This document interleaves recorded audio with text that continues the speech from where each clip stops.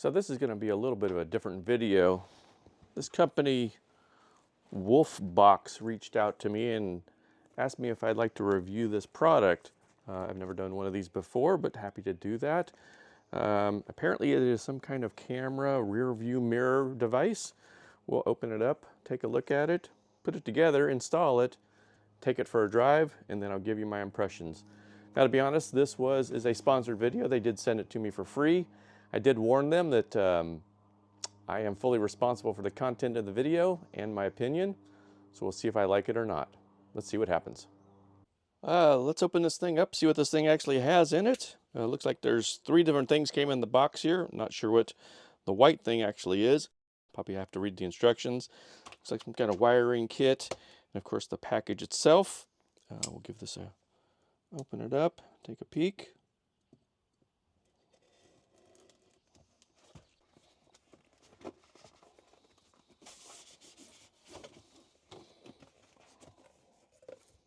Nice little packaging.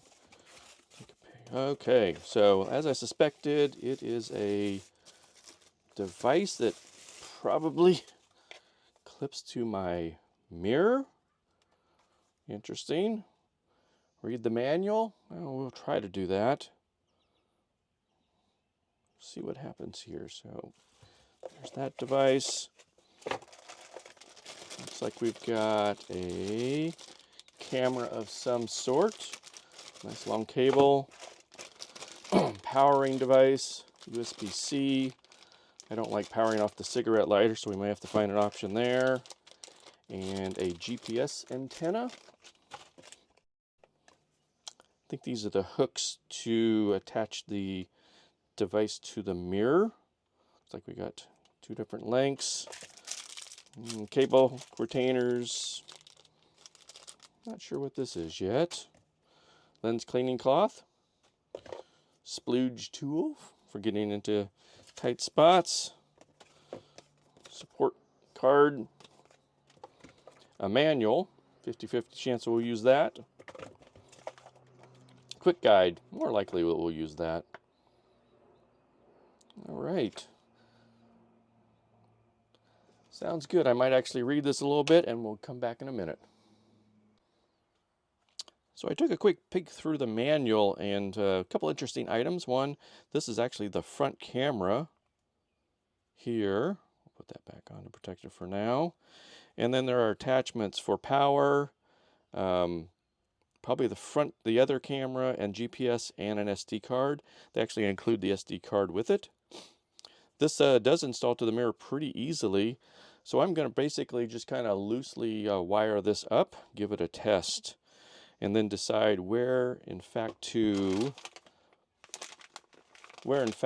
plug things in. I think one of the goals of this company for the Bronco market is a front-facing camera for those vehicles that don't have one. I, of course, have the front-facing camera now, so I'll be happy to do a comparison between the two. Either that or I can mount this somewhere else, the other camera. So we'll take a look. So I guess the first step is just plugging in all the bits and bobs. We'll start with the camera. As we said, this could be used in the front or the rear. So we'll put that one on.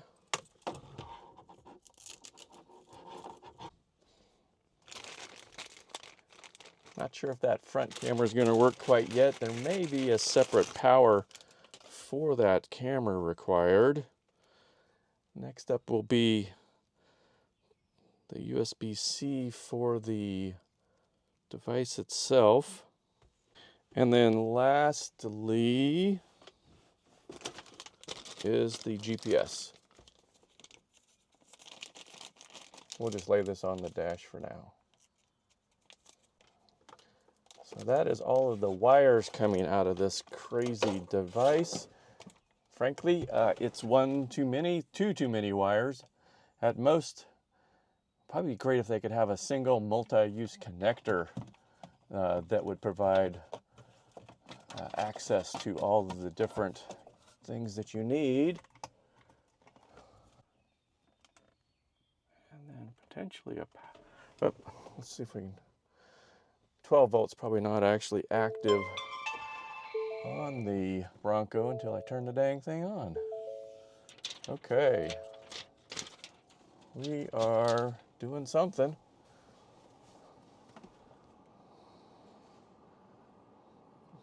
Date and time are close. I'll have to adjust the time a smidge and now go through all the programming. The one nice thing here is this is a touchscreen. So I've got some different features here.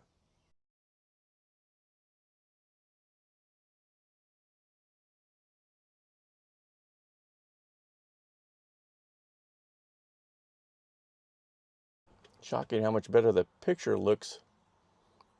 You take the little cover thing off.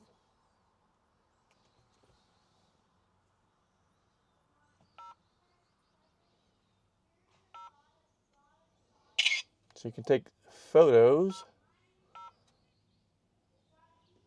Photo album.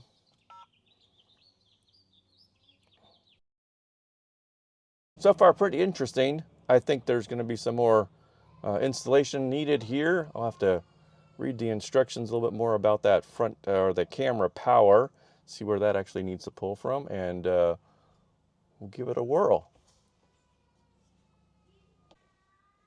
A couple interesting features that I found, accidentally of course, is it looks like it's constantly recording. I'll have to figure out what that setting is. I assume it's on a loop, so that's not that big of a deal. Kind of very much like a dash cam. Well, it is a dash cam. You can swipe, and then we can obviously see the back or front camera, depending on where you have it. So we have that. As a split view, you can swap the views from left to right, and then you can go all the way to the auxiliary camera, and then all the way to the front camera. Pretty cool.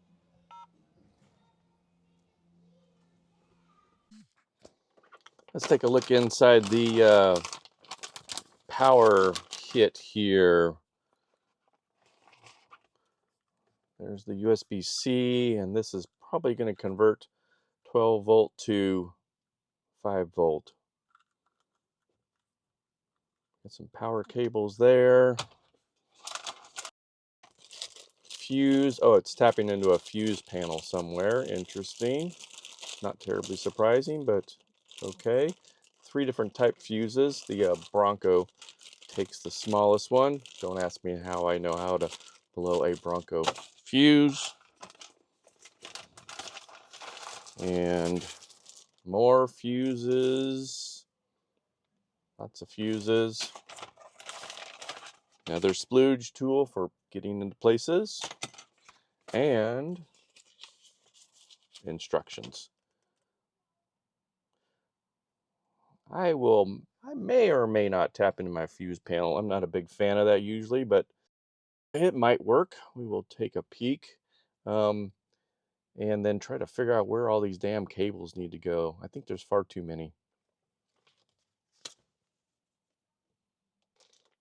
After reading the instructions, I did note that it looks like one of these sets of wires should be yellow for the accessory drive, I believe. Not sure if this kit was just mistakenly packaged, but I'll make a note to them. But one of these should be red and one should be yellow. I'll go ahead and have to mark the wires as such myself so I don't get them confused. The GPS cable is a good 5 to 6 feet, 1 or 2 meters long. Honestly, I have no idea why it needs to be so long. If at most, maybe a couple inches if you're just going to the windshield. I will have to figure out where they want this. There is an upside, so I guess it doesn't attach to the windshield, but needs to go somewhere inside the vehicle. I will find a good spot for it. Maybe you do need enough cable. We'll find out here soon enough. As we saw earlier in the wiring, for the camera, the auxiliary camera, there's a red wire. Apparently that is to tap into a rear reversing wire somewhere in the vehicle. Not sure where it's at on a Bronco. That should be interesting to find. So we will see if we need to do that. I may actually just do a front camera install on this particular unit. The reverse camera on the Bronco is actually really good. And I have the advantage of the big 12-inch screen. So it may actually be better to just use this as a front camera. So we'll test it out as front first and not need this red wire for right now. Looking at the auxiliary camera here, it's got actually a plug for the wiring harness. It's a pretty flimsy looking connection here. Definitely not waterproof, at least from what I can tell here. For the kind of installations we have, they'd recommend doing this externally, an external camera. And certainly if you've watched any of the Bronco videos I've done, we don't mind getting a little wet, so that could end up being a concern at some point.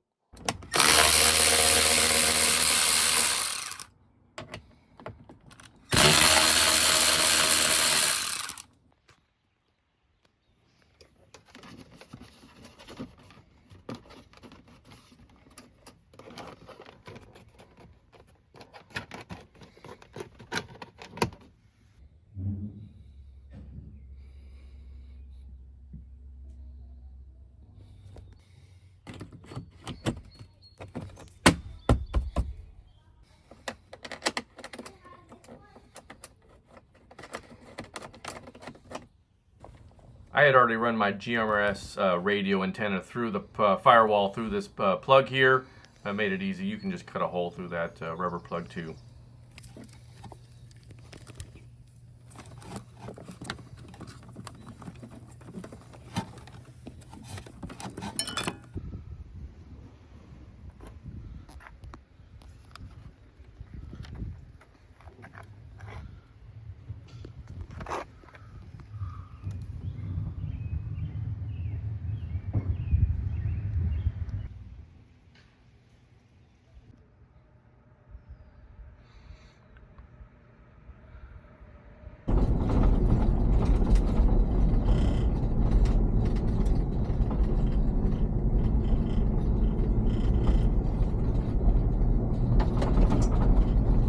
So I'm going to give some thoughts on this this product here. I think as a dash cam, I think it works excellent. The things I like about it is, well, first of all, the touchscreen is really nice, very responsive. Lots of features there, plenty to use. Using it as a trail cam, not so good, because the reality is that back camera is now your front camera, and then you don't have a back camera, so you can't actually see what's behind you. Kind of a drawback there. I think something that they could do is add another port for a second camera. Right now you have the front facing camera on the back of the device, plus the external camera. If they had two external cameras, then this possibly could work as a trail camera. But as it is, you can't see when you're backing up.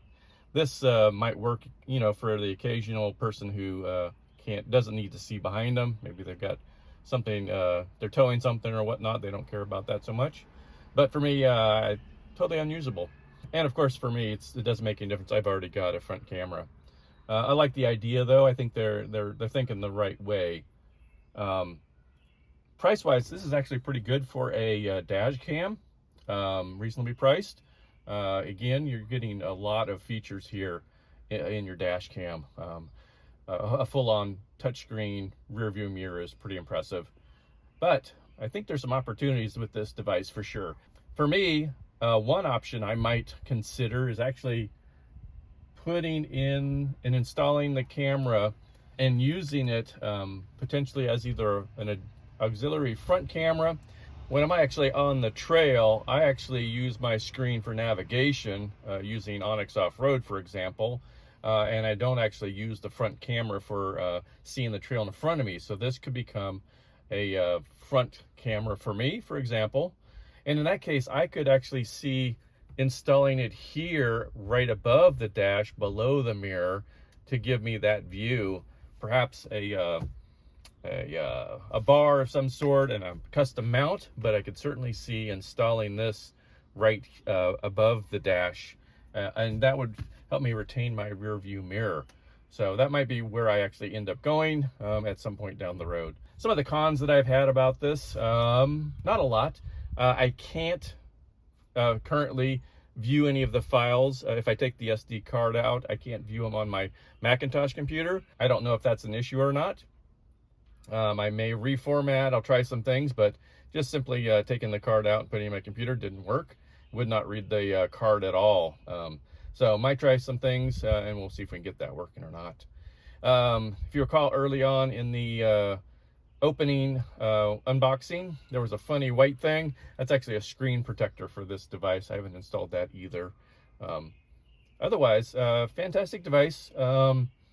And I'll keep on playing with this and see how things go.